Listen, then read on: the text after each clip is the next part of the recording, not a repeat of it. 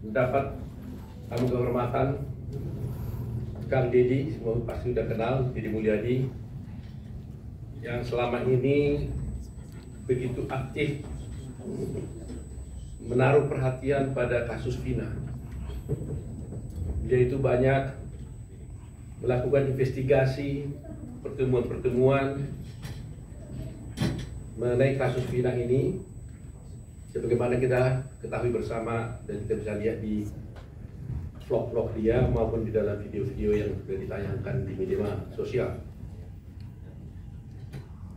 Kedatangan Pak Deddy ini tidak sendiri, tapi beliau datang bersama dengan 4 orang.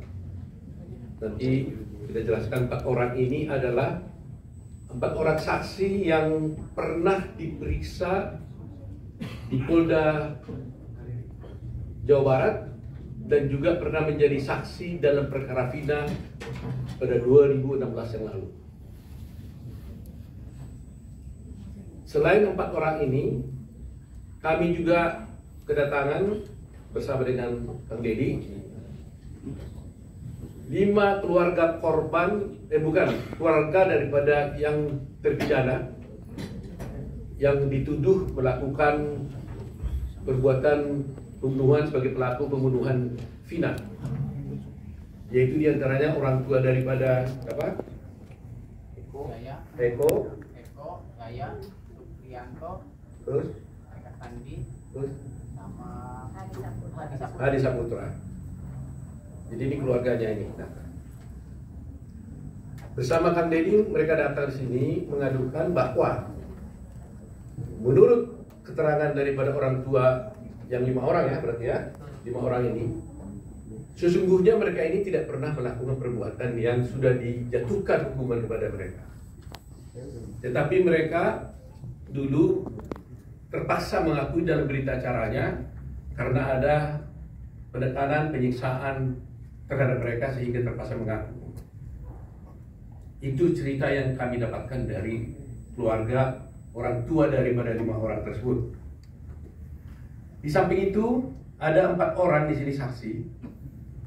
Yang 4 orang ini adalah satu bernama Okta ya, mana Okta? Berdiri. Okta, ya. Kemudian saudara Teguh. Ini Teguh. Kemudian saudara Pramuji, ya, Pramudia. Ya. Kemudian Ahmad Saibuddin. Nah, 2 diantaranya ini pada waktu 2016 dulu itu adalah pernah menerangkan hal-hal yang sesungguhnya tidak sesuai dengan yang fakta yang sebenarnya. Tapi 2 diantaranya tetap konsisten dengan apa yang sebenarnya, yaitu adalah saudara Okta dan saudara Abu Safudin. Ini konsisten 2 orang ini. Sedangkan yang Pramudia dan Teguh datang kami dan tadi bertemu di atas menceritakan bahwa sesungguhnya apa yang saya ceritakan yang dulu itu tidak benar dan bermaksud untuk mencabut semua keterangan mereka dan akan menyatakan yang sebenarnya.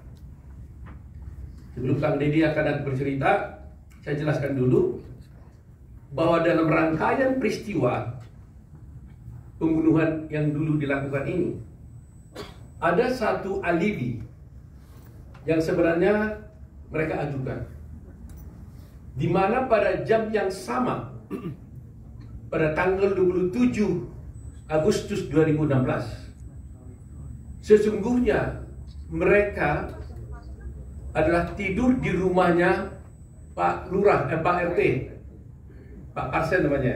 Di rumah anaknya, ya, di rumah anaknya Pak RT. Pak RT-nya ada di sampingnya,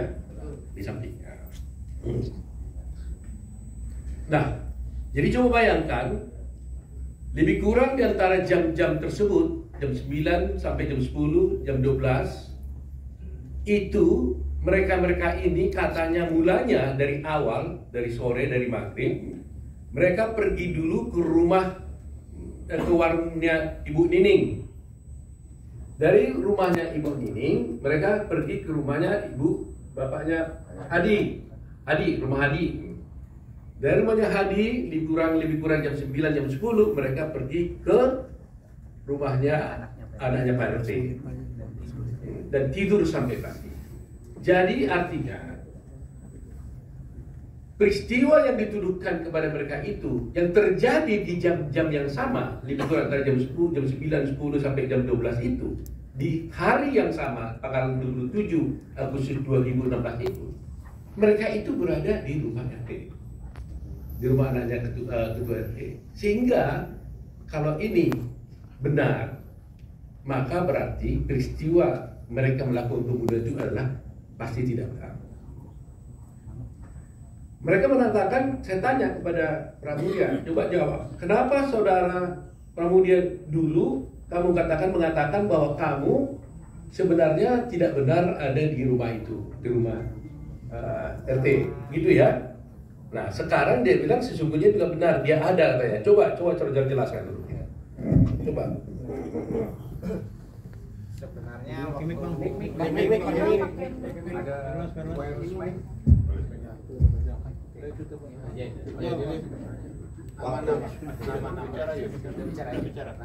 saya namanya BAP tahun 2016, saya berkata yang sejujurnya.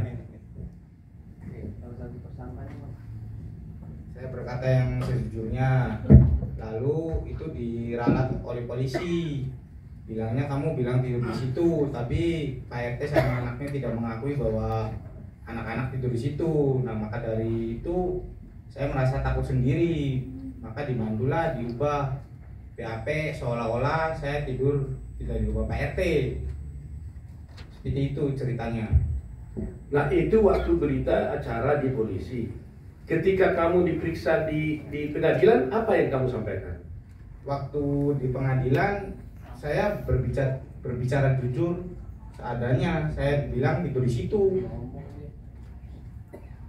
Waktu kamu tidur di situ, melihat nggak yang 5 orang ini yang sedang dipenjara sekarang itu ada di situ juga tidur? Melihat ya? Melihat. Baik, setelah itu, kemarin katanya kamu ada diperiksa lagi. Periksa. Tanggal berapa itu? Tanggal 4 apa? Juni. Di mana kamu diperiksa? Di Polda. Di Polda. Kamu bilang apa yang sebenarnya di sana? Bilang sejujurnya juga. Apa itu? Ya bahwa saya tidur di situ tuh. Oh, jadi berita acara kamu di situ di habis kemarin? Cuma bukan diralat sih, jadi kayak diomongin bener aja, kamu bilangnya tidur di situ, sedangkan Pak RT-nya tidak mengakui bahwa anak-anak tidur di situ, bilang gitu. Terus? Jadi kan saya ngerasa takut lagi gitu, Pak. Lagi? Emangnya kamu dipukul? Ya sekarang kan saya kan udah punya keluarga, udah kayak dulu lagi, Pak. Jadi saya takut. Jadi kamu ngomong apa jadinya? Ya saya bilangnya tidur di rumah lagi gitu. Jadi nggak di situ, nggak di tempat RT lagi katanya? Enggak. Oh. Jadi yang benar yang mana? Yang benar saya tidur di Pak RT. Jadi bolak-balik nih. Makanya tadi saya marah sama kamu kan? Saya bilang kalau kamu berbohong, maka akan ada orang yang korban lebih jahat daripada penjahat sebenarnya kalau berbohong mengakibatkan orang lain masuk di penjara. Kan itu bilang tadi kan? Jadi saya nggak mau kalian ini berbohong. Nah, kalau kalian memang betul-betul memang malam itu ada di rumah RT, katakan itu kalian di rumah RT. Tapi kalau memang tidak, ya katakan kalian tidak di rumah itu. Jangan gara-gara kebohongan kalian itu ada orang masuk penjara, seumur hidup lagi.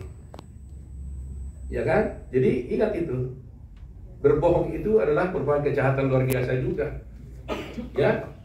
Jadi nanti kamu diperiksa lagi tanggal berapa nih? Besok. Ya katakan yang sebenarnya lagi lah. Kalau kamu betul-betul di rumah RT, tidur di situ, melihat 5 terdakwa ini ada di tempat itu pada waktu yang sama terjadi pembunuhan, katakan dia ada di sana. Tapi kalau memang kamu betul-betul pulang ke rumah, nggak tidur di situ, nggak melihat anak-anak itu ada di sana, ya katakan juga seperti itu. Kami Pradi mau bantu kalian kalau jujur, kami juga tidak mau dijadikan alat. Kita harus benar-benar membela kebenaran. Kang Dedi ini sudah begitu capek, mengeluarkan air mata, mengeluarkan biaya, waktu dan tenaga untuk bisa mengungkap kasus ini. Terima kasih nih Kang Dedi, luar biasa nih Kang Dedi. Ya, luar biasa. Kami sendiri merasa tersentuh sekali. Sebenarnya ini tugas pengacara sebenarnya itu. Ya, tapi Kang Dedi sudah mulainya, maka kami juga tergerak hatinya untuk bisa membantu ini. Nah, itu tadi Pramudia. Kemudian satu lagi Teguh. Apa yang terjadi dulu Teguh? Waktu dulu kamu di BAP zaman dulu 2016 kamu ngomong apa? Ya pertama awal sesuai yang ada di kejadian di situ. Cuman di Teguh nerangin yang sebenarnya malah nanti kamu akan terlibat gitu. Jadi seolah-olah Teguh tuh tidak tidur di rumah Pak RT, padahal mah tidur di rumah Pak RT. Jadi waktu itu di BAP seperti itu. Nah, waktu di pengadilan tahun 2016 dulu, kamu mau ngomongnya gimana tentang itu? Kalau saya ingat Teguh yang ngomong kayak gitu terus ada waktu itu agak dikat gitu. Waktu itu kamu mau ngapa sebenarnya? Mau bilang apa waktu itu? Ya yang sejujurnya Teguh. Yang sejujurnya itu apa? Ya, yang kumpul di rumah Bu Nining, terus di rumah Hadi, terus tidur ke rumah Pak RT. Artinya kamu tidur di rumah Pak RT pada tanggal 27 Agustus. Iya. Jam berapa lebih kurang? Kalau nggak salah sekitar jam 10 tidur di rumah Pak RT. Waktu di rumah Pak RT kamu melihat nggak 5 orang terdakwa ini? Ada. Ada di situ. Siapa aja yang ada di situ? Eka, Jaya, Hadi, Supri, Eko. Eko. Iya. Saya mau tanya satu hal paling penting ini ya. Anak Pak RT ada di situ nggak? Ada. Tidur di situ? Iya. Ditangkap nggak waktu itu dia? Kurang tahu tuh. Hmm? Kurang tahu. Kalau kata